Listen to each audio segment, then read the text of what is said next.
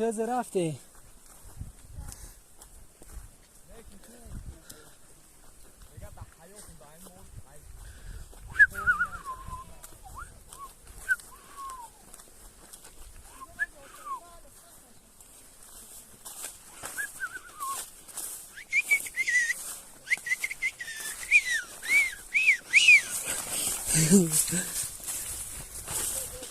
گوره نگاه هم دوره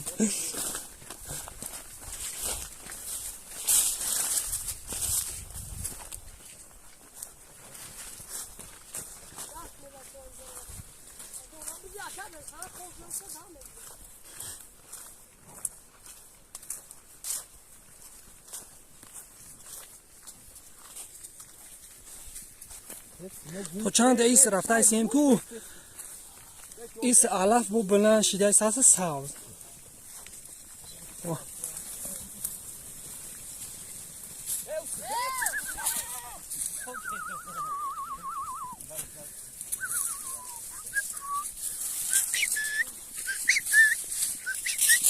ده ها نوجانی هست کو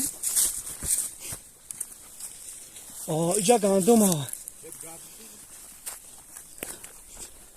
اینجا دا گندم اومدن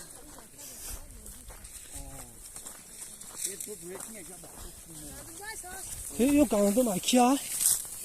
هایا اینه او تورونه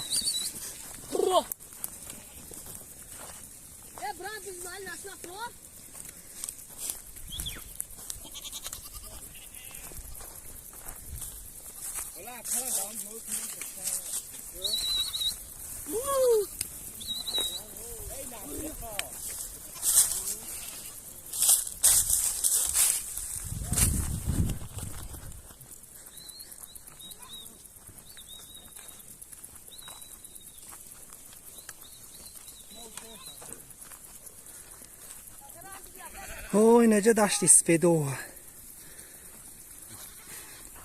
هر سال هیچیش نوندگی نبود امسال